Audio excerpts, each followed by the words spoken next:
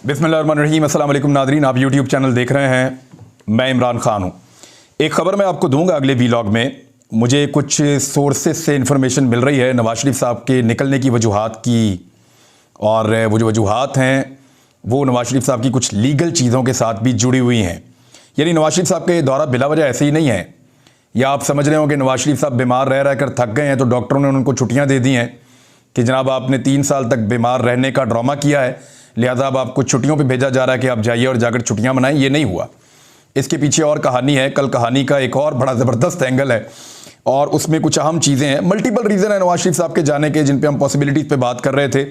लेकिन मुझे एक और बड़ी मज़ेदार खबर आएगी नवाज शरीफ साहब की। आपको याद होगा एक अपील पेंडिंग थी बरतानिया के होम डिपार्टमेंट में वीज़ा के लिए, और मियाँ साहब को रिजेक्ट भी किया गया था पहले, और उन्होंने अपील कर रखी थी। इससे जुड़ी हुई एक खबर मैं आपको अगले वीलॉग में दूंगा। उम्मीद करता हूं मेरे पास पहुंच जाएगी। अब आ जाएं इस खबर पे कि अगला आर्मी चीफ कौन होगा। ये पाकिस्तान का सबसे बड़ा सवाल बना हुआ है। हम भी इसके ऊपर वीलॉग्स पे वीलॉग कर रहे हैं। एक तैनाती है एक ऑफिसर की, यानी यहां पे रोजाना आईजी चेंज हो जाता है, कभी चीफ सेक्रेटरी चेंज हो जाता है, वफाकी सेक्रेटरी चेंज हो जाते हैं। तो वजारत दिफा के अंदर आजकल ये खबरें चल रही हैं, सोशल मीडिया पे लोग बहुत ज़्यादा कह रहे हैं कि आप आर्मी चीफ को खुदा मत बनाइए। एक ऑफिसर है और वजारत दिफा के अंडर काम करने वाला ऑफिसर है। वज़ीर आज़म एक बहुत ऊपर की चीज़ है, लेकिन अनफॉर्चुनेटली पाकिस्तान में आर्मी चीफ ने कई मरतबा पाकिस्तान के ऊपर कब्जा किया। कई मरतबा आर्मी चीफ ने अपनी ताकत के बलबूते के ऊपर, क्योंकि उनकी जो फोर्स है या उनका जो इदारा है उसमें लोग ताकतवर होते हैं, लड़ने के लिए ट्रेंड होते हैं। बाकी इदारों के अंदर यानी अगर आप महकमा एजुकेशन लें तो उनमें वो लड़ने के लिए ट्रेंड नहीं है, पढ़ाने के लिए ट्रेंड है। आप अगर पुलिस लें तो वो पब्लिक या क्राइम फाइटिंग के लिए बेचारे ट्रेंड हैं। अगर आप महकमा अनहार लें तो वो अपने काम के लिए ट्रेंड है। इसी तरह जो इनका इदारा है वो क्योंकि लड़ने के लिए ट्रेंड है तो ताकत ज़्यादा होती है, इसलिए सबकी तवज्जो इधर हो जाती है। और क्योंकि 4 मरतबा इस मुल्क के ऊपर कब्जा किया है, 4 मरतबा इस मुल्क का इक़्तिदार छीन कर लिया है, तो इस वजह से लोगों की तवज्जो ज़्यादा रहती है। वरना एक नॉर्मल अपॉइंटमेंट है एक ऑफिसर की, इसके ऊपर अगर इतना शोर मच रहा है तो इसका मतलब है कि अभी हम पूरी दुनिया से कई दहाइयाँ पीछे हैं। हमें अगर दुनिया का मुकाबला करना है तो दुनिया की तरह आगे बढ़ना है, अगर बांग्लादेश, इंडिया और बाकी मुल्कों की तरह अपनी इकोनॉमी को मजबूत करना है। इवन कुछ आदादोशुमार तो ये बताते हैं कि कुछ चीज़ों में अफगानिस्तान पाकिस्तान से इकोनॉमी में आगे चल रहा है। अगर हमें ईरान की तरह, तुर्की की तरह, बाकी मुल्कों की तरह आगे बढ़ना है तो इस तरह की तैनातियों को इतना ज़्यादा डिस्कस करने वाला माहौल जब ख़त्म हो जाएगा, और जब आर्मी चीफ की तैनाती के ऊपर कोई भी इस मुल्क में बात नहीं कर रहा होगा, वो एक मामूल की तैनाती होगी, तो समझ जाइएगा कि अब पाकिस्तान आगे बढ़ रहा है। लेकिन फिलहाल तो ताकत जिसके पास है पाकिस्तान में, जिसकी लाठी उसकी भैंस, ये कहा जाता है। और ये अगर कहा जाता है तो पाकिस्तान में सादिक आता है, क्योंकि यहाँ ताकतवर का ठेंगा सर पे। अब ये जो समरी वाला मामला है, इस पे पहले ट्वीट आया। अंसार अब्बासी ने यह खबर ब्रेक की, और अंसार अब्बासी को किसने ये खबर दी? जिसके वो बहुत करीबी हैं, उसी ने ये खबर दी। और ख़बर ठीक थी कि जनाब 6 नाम भिजवा दिए गए हैं, और अंसार अब्बासी की खबर के मुताबिक GHQ से 6 नाम भेजे गए हैं समरी में। प्राइम मिनिस्टर हाउस को समरी मौसूल हो गई। उन्होंने ये खबर दी कि वो भिजवाई जा चुकी है। 6 नाम जो हैं वो थोड़ी देर के बाद डिस्कस होना शुरू हो गए। वैसे जो DGISPR का जो ट्वीट है उसके अंदर वो 6 नाम नहीं लिखे गए, लेकिन ख्वाजा आसिफ साहब ने फौरी तौर पर इस खबर की तरदीद दी, और उन्होंने ये कहा, ख्वाजा आसिफ साहब ने, कि ये जो समरी वाली खबर थी कि वज़ीर आज़म को अभी समरी मौसूल नहीं हुई, इंशाअल्लाह समरी की प्राइम मिनिस्टर ऑफिस में वसूली कंफर्म वक्त पर की जाएगी। ये लगभग 11:30 बजे रात को ख्वाजा आसिफ साहब ने ट्वीट किया।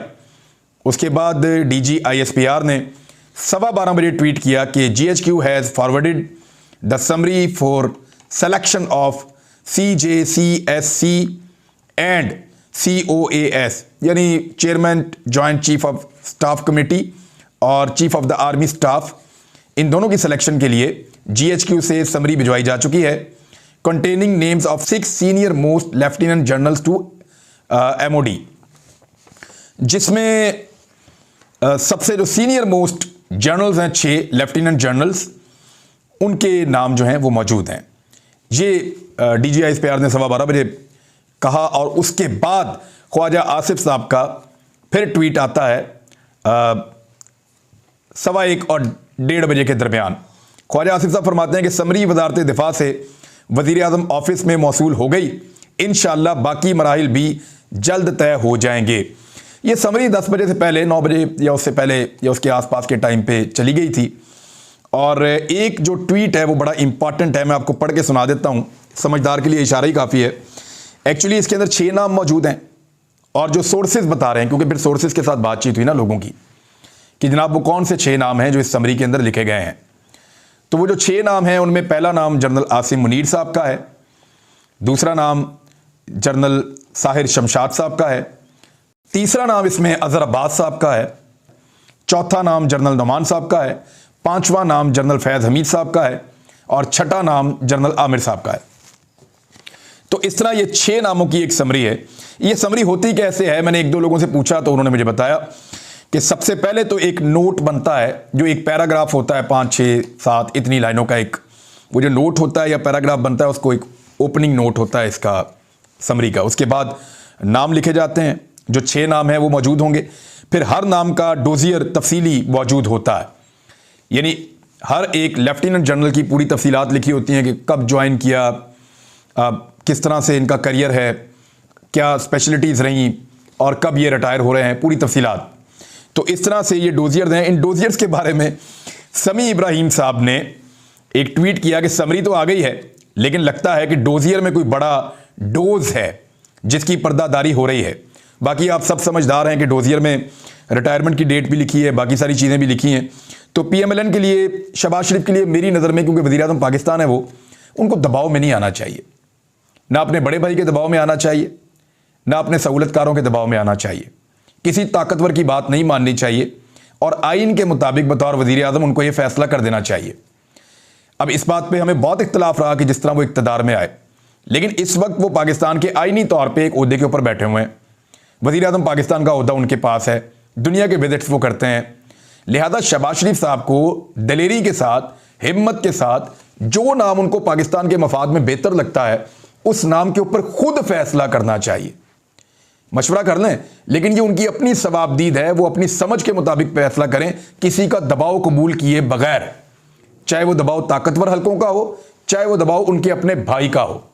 ये आईनी तौर पे शहबाज शरीफ का इख्तियार है और उनको सपोर्ट दी जानी चाहिए कि अगर वो आईनी लिहाज से, आईनी तरीके से अपॉइंटमेंट करते हैं, आइन को मद्देनजर रखते हुए, और उसके अंदर कोई ऐसी चीज नहीं करते जो गैर आईनी है, तो सबको उनका साथ भी देना चाहिए।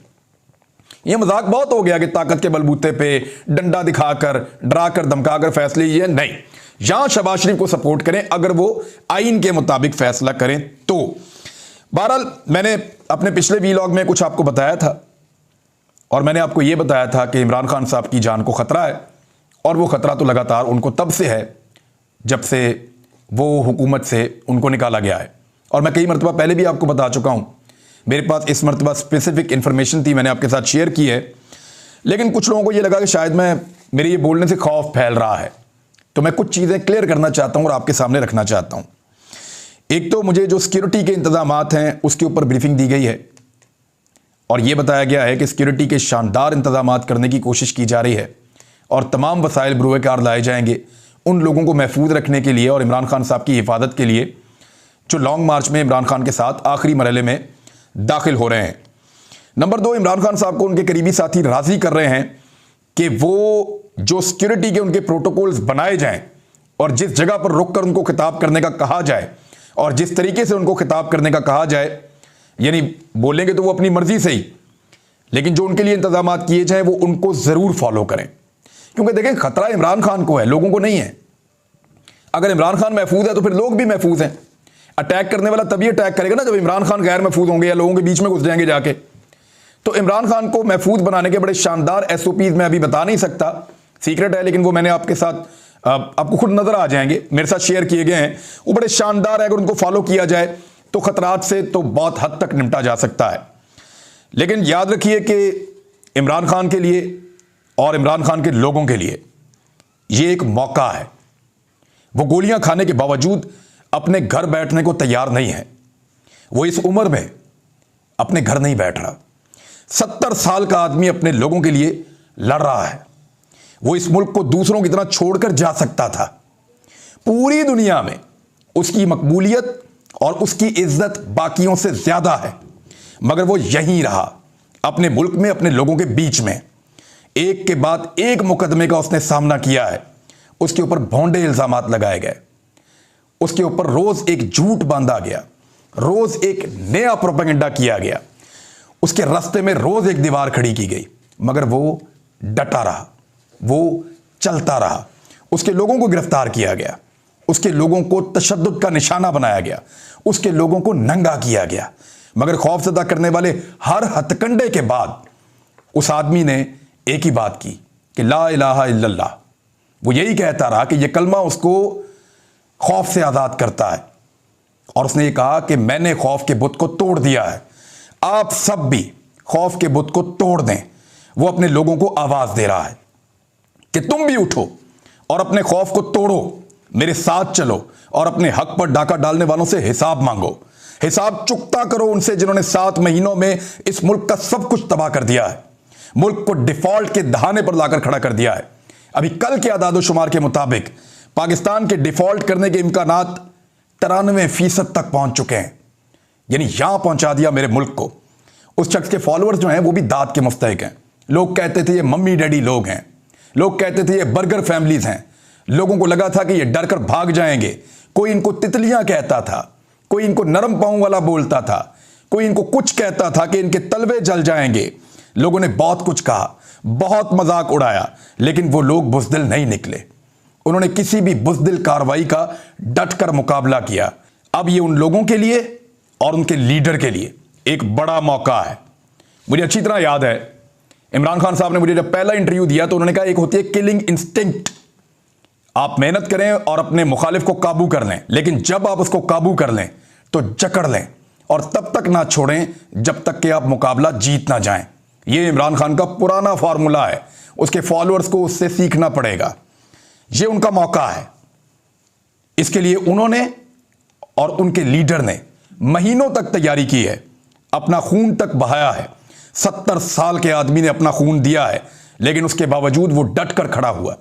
गोलियां लगने के बावजूद वो बाहर निकला, उसने अपना मुक्का लहराया और अपने लोगों को बताया कि मैं जख्मी जरूर हूं मगर मैं हारा हुआ नहीं हूं, मैं टूटा हुआ हूं मगर मैं थका हुआ नहीं हूं, मेरा खून बह रहा है लेकिन मैं अभी जिंदा हूं और मुकाबला करूंगा। वो अपने लोगों को दोबारा आवाज दे रहा है। क्या उसके लोग इस मौके को जाया होने देंगे? मुझे ऐसा लगता है कि लोग ये मौका जाया नहीं होने देंगे। लोग इस इम्तिहान के अंदर उतरेंगे।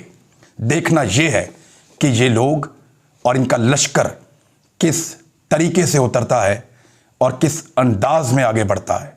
तो नाज़रीन, इससे पहले जो हिस्से में हम बात कर रहे थे वो हम ये कर रहे थे कि एक पेज के ऊपर इस हुकूमत को क्या मैसर है एस्टेब्लिशमेंट। तो मैं आपको आज एक चीज़ बड़ी क्लियर करता हूं और इसको हमेशा आप अपने जहन में रखिएगा, क्योंकि मुझे बड़ी क्लैरिटी मिली है। क्लैरिटी मुझे इस चीज़ की मिली है कि पाकिस्तान की हर हुकूमत एस्टेब्लिशमेंट के साथ तब तक एक पेज पर होती है जब तक कि वो एस्टेब्लिशमेंट के मफाद के साथ टकरा नहीं जाती। और एस्टेब्लिशमेंट क्या है वो आपको पता है। पाकिस्तान की हर हुकूमत तब तक एस्टेब्लिशमेंट के साथ एक पेज पर रहती है जब तक कि वो हुकूमत एस्टेब्लिशमेंट के किसी मफाद के साथ टकरा नहीं जाती। जिस वक्त ये टक्कर होती है उसी वक्त एक पेज फट जाता है। ये पेज इमरान खान का भी फट गया था। उनके बकौल 2 वजूहात हैं, उस्मान बुज़दार को हटा के अलीम खान को लगाओ, दूसरा करप्शन के मामलात के अंदर सजाएं देने से गुरेज करो, चलने दें मुल्क को, करप्शन के साथ कोई फर्क नहीं पड़ता। ये इमरान खान साहब के बकौल है। मौजूदा हुकूमत का जो पेज है वो एक तैनाती के मामले के ऊपर और दीगर कुछ मामलात के ऊपर हमें फटता हुआ नजर आ रहा है। कभी नून लीग के सोर्सेज से मुबैना तौर पर खबरें निकलवाई जाती हैं, डॉक्यूमेंट लीक करवाए जाते हैं और जनरल बाजवा के खिलाफ एक स्टोरी छप जाती है। स्टोरी जो है उसकी सेहत के ऊपर कोई मैं उंगली नहीं उठा रहा, क्योंकि मेरे पास कोई शवाहिद ऐसे है नहीं। और वो जो स्टोरी के ऊपर लोग तनकीद कर रहे हैं वो भी यही कह रहे हैं कि डॉक्यूमेंट कैसे लीक हो गए, वो ये नहीं कह रहे कि डॉक्यूमेंट जाली हैं।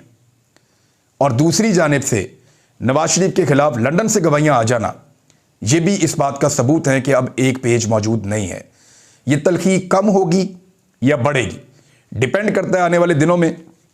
लेकिन आसिफ अली जरदारी ने शहबाज शरीफ को समझाया है। ये खबर मैं आपको दे देता हूं और वहां पे कुछ और ऑफिशियल्स भी मौजूद थे। आसिफ अली जरदारी ने शहबाज शरीफ को समझाया है कि जिद को छोड़ दें और मियाँ साहब की बात भी जाने दें। कानून के मुताबिक, आइन के मुताबिक आगे बढ़ते हैं, कोई ना कोई रास्ता निकल आएगा, पहले भी रास्ते निकलते रहे हैं। अगर ये बात शहबाज शरीफ को समझ आ जाए और वो आइन और कानून के मुताबिक सिर्फ ये देख कर के मेरे मुल्क के लिए क्या बेहतर है, ये वाला फैसला कर गुजरें और लोगों की ख्वाहिशात और जिद के ऊपर बजाय इसके कि उससे मरगूब हो जाएं और डर जाएं, खुलकर फैसला कर लें शहबाज शरीफ साहब, तो मेरे ख्याल में उनके लिए भी बेहतर होगा, मुल्क के लिए भी बेहतर होगा और इसमें उनको सपोर्ट भी मिलेगी। अब तक के लिए इतना ही। अपना ख्याल रखिएगा, अपने इस चैनल का भी। अल्लाह हाफिज़।